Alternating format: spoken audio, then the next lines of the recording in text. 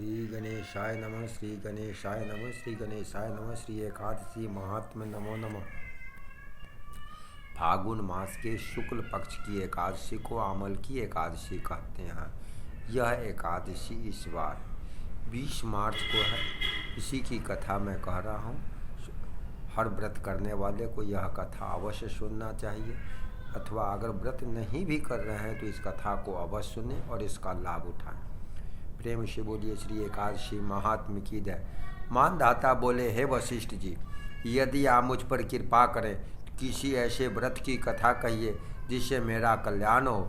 महर्षि वशिष्ठ बोले, हे राजन, सब व्रतों से उत्तम और अंत में मोक्ष देने वाले आमल की एकादशी के व्रत का मैं वर्णन करता हूँ। इस एकादशी को रंग भरी एकादशी भी कहते हैं।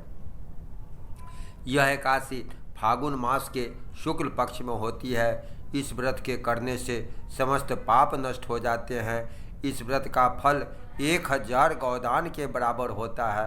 अब मैं आपसे एक पौराणिक कथा कहता हूँ, इसे सुने। एक वैदिश नामक नगर था जिसमें ब्राह्मण, क्षत्रिय, वैश्य और शूद्र चारों वर्ण के लोग आनंद सहित रहते थे। उस नगर में सदैव वेद ध्वनि गूंजा करती थी तथा पापी, दुराचारी और नास्तिक उस नगर में कोई नहीं था। उस नगर में चैत्ररथ नाम का चंद्रवंशी राजा राज्य करता था। वह अत्यंत विद्वान और धर्मी था। उस नगर में कोई भी व्यक्ति दरिद्र व कंजूस नहीं था। सभी नगरवासी श्री विष्णु भगवान के भक्त थे और अबाल वृद्ध स्त्री पुरुष एकादशी का व्रत किया करते थे।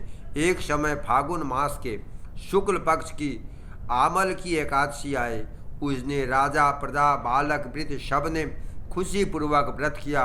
राजा अपना प्रजा के साथ मंदिर में जाकर पूर्ण कुंभ स्थापित करके धूप, दीप, नैवेद्य, पंचरत्न आदि से आंवले का पूजन करने लगे और इस प्रकार स्तुति करने लगे, हे धात्री, तुम ब्रह्म स्वरूप हो, तुम ब्रह्मा जी द्वारा उत्पन्न हुए हो और समस्त पापों का नाश करने वाले हो।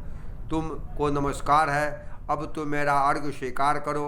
तुम श्री रामचंद्र जी द्वारा सम्मानित हो। मैं आपकी प्रार्थना करता हूँ और आप मेरे समस्त पापों का नाश करें। इस मंदिर में सब ने रात्रि को जागरण किया। रात के समय वहाँ एक बहलिया आया जो अत्यंत पापी और दुराचारी था।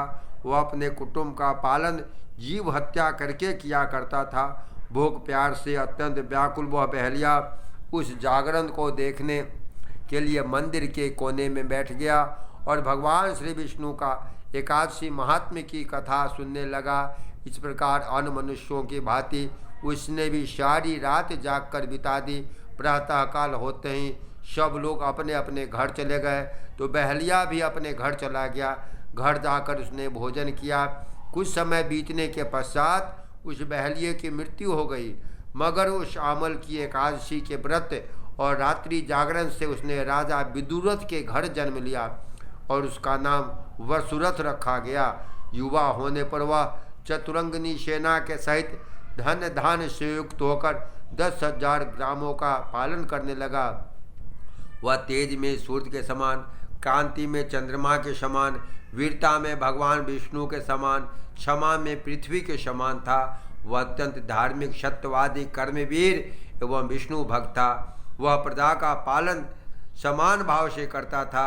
दान देना उसका नित्य का कर्तव्य था। एक दिन राजा शिकार खेलने के लिए गया।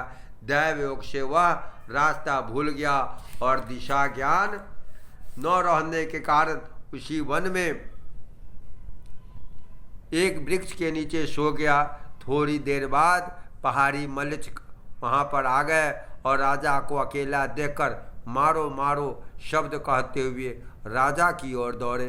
मल्लिच कहने लगे, इसी दुष्ट राजा ने हमारे माता पिता, पुत्र, पौत्र आदि अनेक संबंधियों को मारा है और देश से निकाल दिया है। इसको अवश्य मारना चाहिए।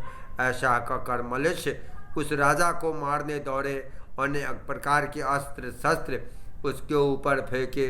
वे सब अस्त्र शस्त्र राजा के शरीर पर गिरते ही नष्ट हो जाते और उसका वार पुष्प के समान, फूल के समान प्रतीत होता अब उन मलेच्छों के अस्त्र शस्त्र उल्टा उन्हीं पर प्रहार करने लगे, जिससे वे मूर्छित होकर गिरने लगे।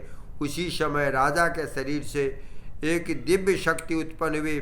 वह स्त्री अत्यंत सुंदर होते हुए भी उसकी भ्रिकुटी टेढ़ी थी, उसकी आंखों लाल लाल अग्नि निकल रही थी, जिससे वह दूसरे काल के समान प्रतीत होती थी। वह स्त्री मलेच्छों को मारने के लिए दौड़ी और थोड़े ही देर में उसने सब मलेच्छों को काल के गाल में पहुंचा दिया।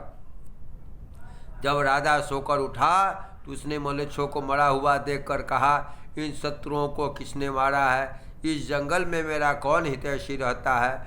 ऐसा विचार कर ही रहा था कि आकाशवाणी हुई, हे राजा, इस संसार में विष्णु भगवान के अतिरिक्त कौन तेरी सहायता कर सकता है? इस आकाशवाणी को सुनकर राजा अपने राज्य में आ गया और सुखपूर्वक राज्य करने लगा। महर्षि वशिष्ठ जी बोले, हे राजन, यह अमल की एकादशी के व्रत का प्रभाव था। जो मनुष्य इस अमल की एकादशी का व्रत करते हैं वे प्रत्येक कार्य में सफल होते हैं और अंत में विष्णु लोक को जाते हैं। प्रेम से बोलिए श्री लक्ष्मी नारायण विष्णु भगवान की जय। एकादशी महात्म्य की जय। जय जय जय श्री सीताराम। श्री लक्ष्मी नारायणाय नमो नमः। श्री विष्णु भगवान नमो नमः। जय श्री सीताराम।